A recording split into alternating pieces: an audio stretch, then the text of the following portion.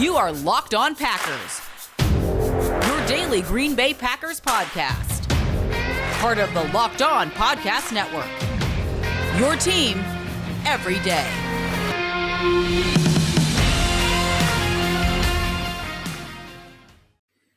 You are Locked On Packers, part of the Locked On Podcast Network, your team every day. I'm Peter Bukowski, and I cover the Packers for The Leap, a newsletter I would love for you to subscribe to. Follow the podcast on Twitter. Follow me on Twitter at Peter_Bukowski. Follow the podcast on Twitter at Locked On Packers. Like us on Facebook. Subscribe to the podcast, iTunes, Spotify, Google Podcasts, wherever you find podcasts, you will find Locked On Packers, the #1 Packers podcast on the internet. And the show for fans who know what happened. They want to know why and how. We are live on YouTube Friday. This is what we do every Friday to get you set for Packers Bears coming up on Sunday. It is a rivalry game with the #1 spot in the NFC North up for grabs. We will be live on YouTube right after the game as well. Win, lose, or draw. Hopefully it's not the second two. But we can talk about all of that when we get there. We got some injury news on Friday. We always start our Friday shows there. Kevin King not going to play. Matt LaFleur telegraphed it a little bit. Rasul Douglas, recently brought in, is going to be active. Whether or not he gets the start, we will see. The Packers have some options there. And it's not just where do you start at the boundary corner to replace Kevin King, because they might play Rasul Douglas. And if it were me, I'd be going, well, you know who our best nickel left is? It's Darnell Savage. Well, we can't play him there because he's the safety. Well, Vernon Scott is back this week, and he's shown some nice things both deep and in the box. He is a solid tackler. He can read his keys.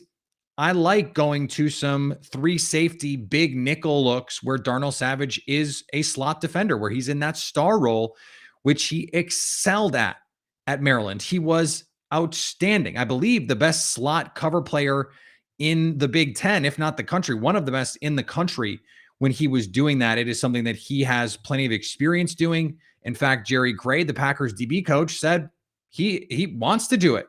He would love to be doing that. And that is certainly an option for Green Bay. But the question remains, where do you go on the boundary? Do you go Rasul Douglas? I think Rasul Douglas is a better option than moving Chen and Sullivan outside. Quentin Dunbar probably has not had enough time to really be out there. You want to play him in dime or something like that, like, I guess go ahead. But it doesn't seem like the best use of your resources. Rasul Douglas has been in the building. Longer term, sure, maybe Quentin Dunbar is it. It's important to remember that Dunbar was not with a team. Rasul Douglas was. He was on a practice squad. So there is that difference. I like the built-in advantage of having been with the club. The extra week, I think that matters. I think Matt LaFleur telegraphed this a little bit, and that is going to be an important part of what they do this week, because Justin Fields has flashed some big-time ability to push the ball down the field. That means you cannot bust coverages. If you bust coverages, you allow Fields to play to his strengths, which is pushing it, but into lighter windows. And I do not think that is what the Packers want to do. You want him, if he's going to make throws, make him make wow throws. If he's going to make wow throws, God bless him. You tip your hat to him. You say, good job, good effort, and you try and get him on the next play. The Packers are going to have to find ways to pressure him with 4. I think you blitz him. I think you give him exotic looks. You show 6-man pressure and you bring 4. You show 4-man pressure and you bring slot. You bring corner. You bring linebacker pressure. You do different kinds of things. This is what Sean Desai, the Bears defensive coordinator, is so good at doing. They have been really good at rushing 4 with the way that they can game up things up front. You play Khalil Mack and Robert Quinn on the same side, and you run a little game. There are a lot of different ways that you can do this, and I think the Packers can find a number of them. They've been really good, I thought, with Joe Barry finding ways to create pressure and to manufacture pressure when they need it. I think they can get pressure with 4. But I think you want to speed Justin Fields up. Against a rookie quarterback, there are 2 schools of thought, right? You rush 4 and drop 7. Make him read every play out.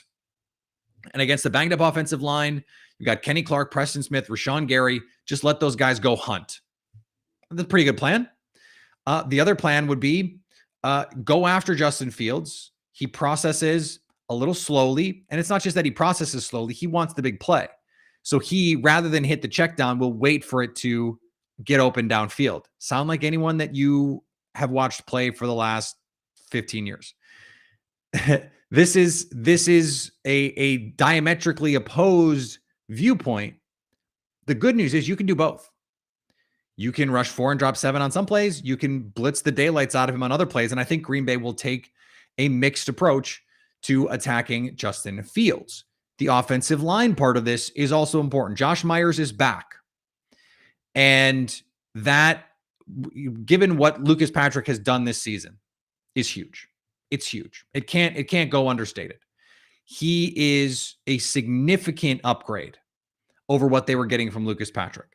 And so Royce Newman in the run game, he hasn't been great, but in the passing game, he's terrific. And Josh Myers, he's been good run and pass. And then let's say you get Elgton Jenkins back. He's questionable, but worked in a limited fashion all week, worked last week. We don't have that many examples that I can think of. And I went back and tried to look and find if there were guys who were limited for 2 straight weeks and didn't play after that second week. And I thought I found a Kevin King game, but he actually ended up playing some snaps that week, I believe. So 2 weeks, if he's practicing, seems like enough. But they have the options with Josh Nijman and John Runyon Jr. They have the blueprint of how to handle these defenses. And I think, frankly, San Francisco's front is better than Chicago's. It's not by a lot. But I think to have, Bosa and Armstead, that is a big difference. But it is this season, Robert Quinn's been playing good. He's been playing good football. So credit them for that. Green Bay's offensive line is going to play better than the Bears' offensive line. The question is, what is that delta going to be on the defensive line? How much better is the Bears' defensive front going to play than Green Bay's? And how much does the gap between the two offensive lines allow Green Bay's to play better than it otherwise would? And how much does that gap in the offensive line keep the Bears from playing as well as they would otherwise play? And so this trench battle comes down to which group plays better. And this is not a secret. If you've been listening to me, like my guy Leo all the time here, then you know where I stand on this. This week is about winning the pass rush battle. If your group is better than their group, and that is, just in straight productivity, if you can pressure Justin Fields more than the Bears can pressure Aaron Rodgers, you're going to win. And more than that, I think you need to, if you're the Bears, you need to pressure Rodgers like a lot more, because Fields is such a different quarterback under pressure. So is Rodgers, but Rodgers is going to hit a couple of these. You might bring a pressure and he might still hit it over the top. He's really good at identifying pre-snap where stuff is coming from. And if they're going to do that overload pressure, if they're going to put Robert Quinn and Khalil Mack on the same side, then okay, there's a lot of this offense that is pre-snap RPO, and Rodgers has full discretion at the line of scrimmage. So get out of that play, get to the run play opposite, where you probably have numbers, and go downhill. The Packers are going to want to run the ball. Now, the other thing, and Zach Cruz, friend of the podcast, pointed this out, is when the Bears don't bring pressure, they don't cover well. This is, I believe, the 28th ranked coverage unit by Pro Football Focus in terms of grade. It is certainly a bottom 10 unit. They have Jalen Johnson and a bunch of guys at corner, and the safeties are incredibly inconsistent. Eddie Jackson is a splash player who has become more and more inconsistent since he's lost Adrian Amos. He is big play or big play given up. And the Bears have 2 of the top 5 defenders in terms of passer rating when targeted. So this is a chance to exploit this defensive backfield if you can have time to throw. And even when the Packers have had some offensive line disadvantages having to play backups, they've found ways to manufacture offense to get throws down the field quickly and also get throws out quickly. Matt LaFleur said you got to execute them better. Some of them you just have to execute better. And that's just going to be part of the deal. They have to execute better, full stop. And not like they have to be world beaters against this Chicago Bears team, who frankly has not been, to my eyes at least, that impressive. I mean, let's just call it what it is. They haven't been that impressive. And defensively, the front has been productive. We've talked a lot about how a lot of those numbers I have real questions about. You're talking about a bottom 10 group in pressure percentage, 20th in pass rush win rate, and yet they're a top team in sacks. They are converting pressures at an unsustainable rate. And if they don't convert pressures to sacks, you can carve them up. Hello, that's where Aaron Rodgers and Davante Adams make all their money. We're back and better than ever. All eyes are on the gridiron as teams are back for another football season. So as always, BetOnline is your number one spot for all your pro and college football action this season. With a new updated site and interface, even more odds, props, and contests, BetOnline continues to be your number one source for everything football. Head to the website or use your mobile device and sign up today to get a 50% welcome bonus on your first deposit. And don't forget to use the promo code LOCKEDON to get that bonus from football, basketball, right around the corner, boxing, golf, your favorite Las Vegas casino games. They're all there for you at BetOnline, the fastest and easiest way to bet on all your favorite sports. BetOnline, where the game starts. So we already have some people in the chat. If you're not with us on YouTube, I ask again, why not? This question is from Trav. Can we finally see some pre-snap motion? My expectation is when the offensive line gets healthy, we will start to see a different version of this offense. And maybe that starts this week. Maybe Elgton Jenkins back at left tackle allows them to play more under center, allows them to go to more of that jet motion, to go to more of that heavy play action that this offense killed teams with last year and killed the Bears with, by the way. Now, I think they can spread the Bears out and say, we're just going to identify matchups and pick you apart. I think they can win that way. But you had so many opportunities last year. Layups. I mean, layups, those have been eliminated from this offense a little bit. And part of that is because of the way the teams are defending those boot actions. And there's a lot of reasons for it. But I think the offensive line, we need to see what this offensive line looks like, or what this offense looks like when the offensive line gets healthy. And then I think we can start going, okay, this is what's really changed about this offense. We have a question here. Think Jalen Smith is going to get significant snaps this game? I don't. Significant, no. I mean, Matt LaFleur refused to even say that he would play. And he did outright say Russell Douglas is going to be active. So, he said he was in the mix. What does that mean? What does that mean, really? The thing is Devondre Campbell's been playing awesome football. He's a Pro Bowler linebacker this year. Chris Barnes, when he's been healthy, has been really good this year. So they don't really need him. The question is going to be, can they put together some pressure package looks where Jalen is a blitzer? These third down, could he be the dime linebacker? Could he take that spot from Oren Burks? I think that's the most likely thing to see happen. But he's only been in the building, 8 days? So it's a tall task, and he's not going to play special teams. So then, why is he active on game day? My expectation is he will not be active, and then next week is when we start to get to see what the situation is with him, what he can bring, and all that stuff. Mikey Riggs want offensive versus defensive line analysis. I think we went over that in the top of the show. I will say, if there's one place where I think Green Bay has a market advantage, it is with Kenny Clark. He gives them an advantage every week because the best interior guys in the league can't block him. Alex Mack couldn't do it. Frank Ragnow couldn't do it. None of these guys could do it. So if the best centers and guards in the league can't block him, no one can block him. And the Bears' interior offensive line is not good. It's not good. Their offensive line is not good. I think they can do a lot of rushing 4 and dropping 7 and baiting Justin Fields to make some bad throws. I think you're going to see a lot of 6-man pressure looks that end up being 4 and they still get free rushers, slide protections the wrong way, scheme up one-on-one matchups. I think that's where Green Bay can live this week, but they're also going to come after him. On the other side, look, the Bears are really good at scheming up these looks. Sean Desai has been awesome at creating these games. Matt Bowen did a really great breakdown on NFL matchup. I retweeted a clip of it where they showed, okay, this is what they're able to do because they're playing with what you think is coming. They're going, okay, you need to slide left. We know you're going to slide left. And so we actually have this built-in game on the backside to create a free rusher on the right. This is the epitome of what it means to play a cat and mouse game. This is, that's a cliche, of course, but that's what they mean when they say that. It's and if you're Aaron Rodgers, you're the ultimate trump card. If you have that guy, because he's seen it all before.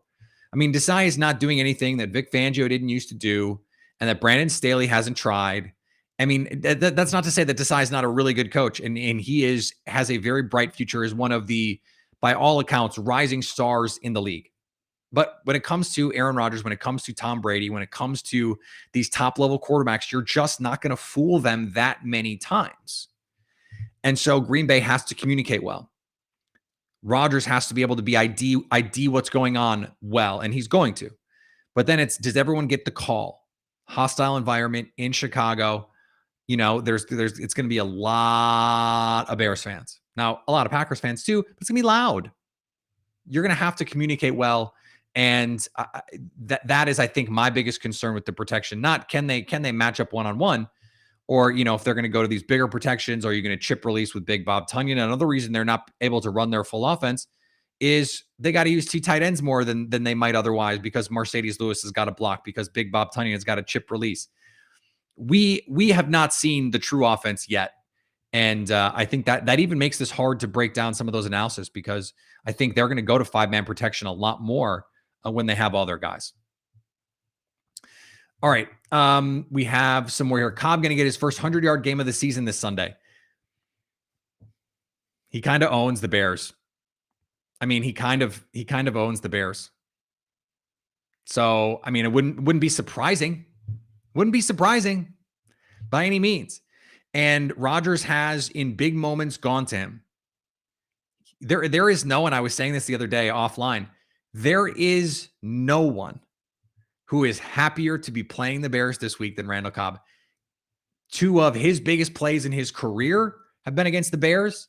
Two of the biggest plays in Packers-Bears rivalry, modern rivalry history, belong to Randall Cobb.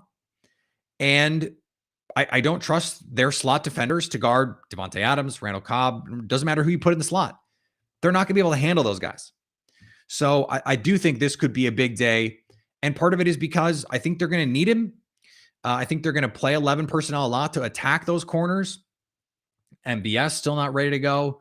Malik Taylor is out. Not that he was going to play a lot offensively anyway, but it adds some depth problems for your offense. And so Matt LaFleur is probably going to be looking for ways to mitigate that. Get someone like Cobb in there a bunch in this game, especially when the Bears pass rush is real. And maybe had Cobb been more acclimated against the 49ers, they would have gone to him more in the quick passing game. But he's still a huge third down threat. So even 100 yards, like that's not the identifier. It's, did he make impactful plays? And basically for a month straight now, he has made at least one, but usually multiple impactful plays in these games. And I think that's just going to continue. All right, this is from Graham Dyke. I don't know. Why haven't we seen Tonyan as much this year? Part of it is because they haven't gone to their traditional offense. A lot of what Tonyan did was play action, leak out to open space in the red zone, for example, or spread it out and Tonyan works in the slot against the linebacker. They're not doing that as much this year. He's having to chip. He's working in the run game more. They're not using him the same way they did last year. And I think a big part of it has to do with the offensive line. They just don't trust these guys out on an island. If you had Bakhtiari and Jenkins, and even with those two rookies, I think you'd just be like, okay, we live in 5-man protection. But they're not able to do that. And you look at it last week, some of the biggest blunders that they had in the red zone came because Tonyan was asked to block. They need to get back to formations, to personnel groupings, and to plays that allow their guys to be at their best. And they have had to subvert that plan to account for some weaknesses other places. And I think that's part of why you're just not seeing the same level of play from Tonyan this year. Michael Kramer says Jalen Johnson will be following Devontae all game. I don't know if that's true. I will say I would not bet on it, in fact. I think they will probably do it some, but it's pretty rare in any case for someone to take someone all game. I mean, that is just not something that any team really does that much anymore. Even if they're playing man, it's not a true match. Even the teams that are man heavy, about like 60%, 70% on the high end. So it's not going to be that simple. And that's why you need Randall Cobb in this game. That's why you need Allen Lazard in this game. You need these other guys to make some plays because as it is every game, the Bears are going to be geared up to stop 1-7. So you have to have some answers. You have to have some counters. And Green Bay, to their credit, they always do. They always do. And Devontae, much like Randall Cobb, in recent years has owned the Bears. You think of that 4th down slot fade for a touchdown. I mean, they don't have answers for him. There was that guy who got dragged on Twitter today that was like, oh, Devontae struggles versus press. Like, according to who and by whom and like, what are you talking about? I don't understand that. Devontae has ascended to a different level this year. I don't care who's on him. I don't. He can get open. Prime Dion. I don't care. He can do, and by the way, Prime Dion doesn't play in this game. Prime Revis does not exist here. Even Jalen Ramsey, who's playing in the slot a lot more, he's not following guys. And let him follow Devontae. They created plenty of positive matchups for the Packers in the NFC divisional round by doing that. So Mike Pettin he said, like, I don't like doing it because it creates predictability. You know what coverage we're going to be in. And even if it's, oh, we're actually zoning around, it's like a box and one basically, and teams do that to Devontae, it's still a tell that I know Devontae has man coverage. So he's going to beat that. Highest graded Pro Football Focus receiver against man coverage this season, I believe. Top 3 at least. Chase might be number 1 after last week. So, like, I don't care. And I don't think the Packers care if Jalen Johnson is going to follow Devontae Adams around, God bless. God bless.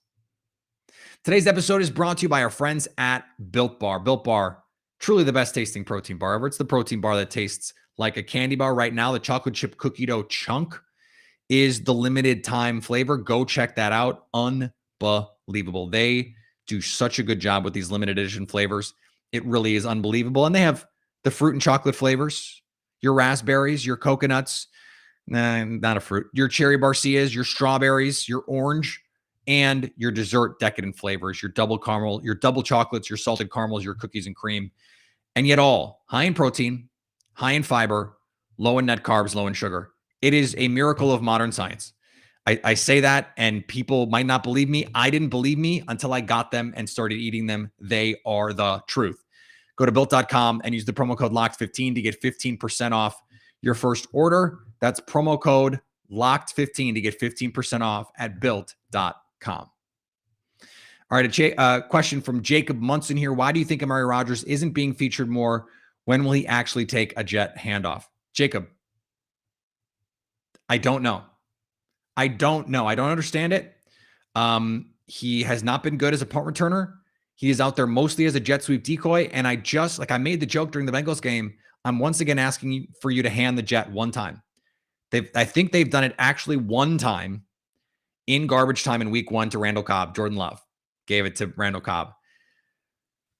Why? Like, show it, make them respect it, and then do all the stuff that plays off it. I don't understand why they haven't done it more. I don't know if it's because they don't trust the guys doing it or what, but like, that's what you brought Randall Cobb for. That's what you drafted Amari Rogers for. Matt LaFleur said explicitly, like, having Randall Cobb will allow us to, and us being the Packers, to use Amari Rogers in a more creative way. Where is that? Where are the backfield snaps for Randall Cobb, for Amari Rogers? I mean, they did it.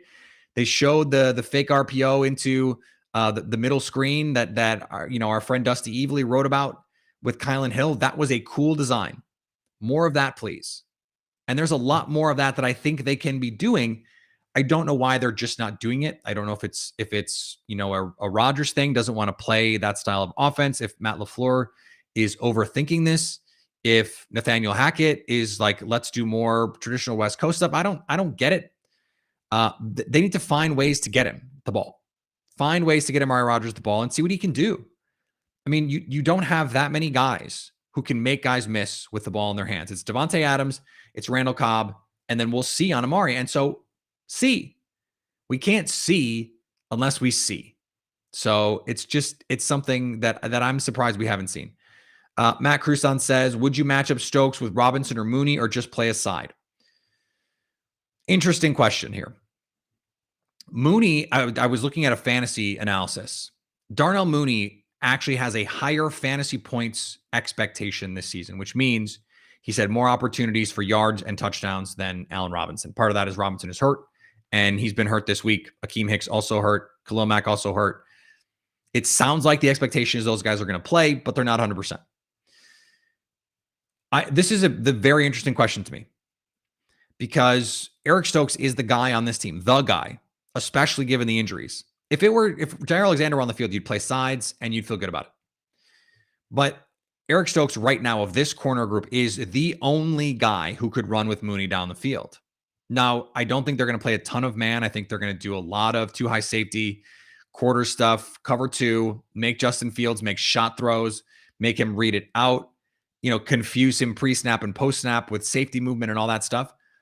So, do you need to do that? Do you need to put Stokes on that side? But if you're going to play quarters, you might not have safety help. Maybe cover two is the better play there. Press these guys, make Justin Fields make these whole shot throws to the sidelines. Don't let him make throws down the middle of the field. They don't have a tight end who can work the middle of the field, work the seam. So if it were me, I'm playing a bunch of cover two and just saying, we dare you, Justin. We dare you. I speculated this on Twitter. Like, would you do that? I think you could. I think in certain situations, third down for sure.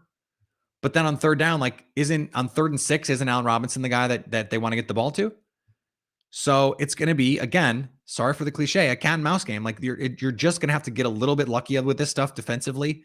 I think if you try and go too matchy, you're just putting yourself in a disadvantageous situation because you're out of what you want to be. Now Eric Stokes can play these guys press man, especially Mooney, because the speed is not going to bother him. I think Allen Robinson, who's a better route runner, maybe a little more susceptible, but he's their power guy. He's their power forward. So let Russell Douglas, who's 6'2" and 200 pounds, let him bang with Allen Robinson. Let Stokes run with Mooney and dare them to make throws down the field. That's how I see it. So I said on the crossover yesterday that I had this, in that 23-17 kind of range. With Josh Myers back and Elgton Jenkins looking like a good bet to play, and maybe I'm overstating how likely he is to play, I like the Packers big in this game.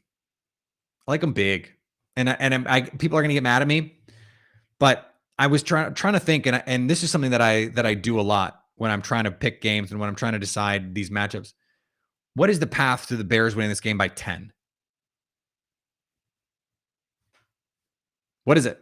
The Packers just pee down their legs? That could happen, I suppose, but it would require a full-scale meltdown from the Packers. I don't know that there's anything really, or Justin Fields just plays out of his mind, but even then it's but you can pressure him. And so if he hits a couple throws, okay, now it's pressure time, and he's just not going to play as well. So I don't see that. But could I see the Packers winning by 10, by 14, by 20? Yes. The Bears have not scored over 20 points. I think it's one time this year.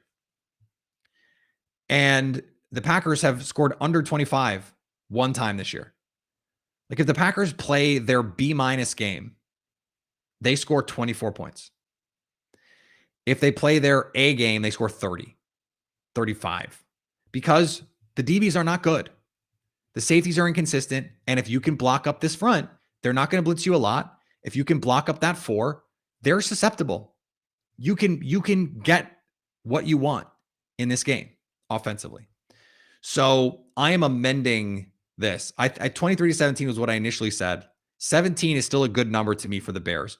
Backup running backs, Damian Williams is out now on the COVID list, so they've got a rookie running back and a practice squad guy at running back. They lose their right tackle, I believe, to COVID as well.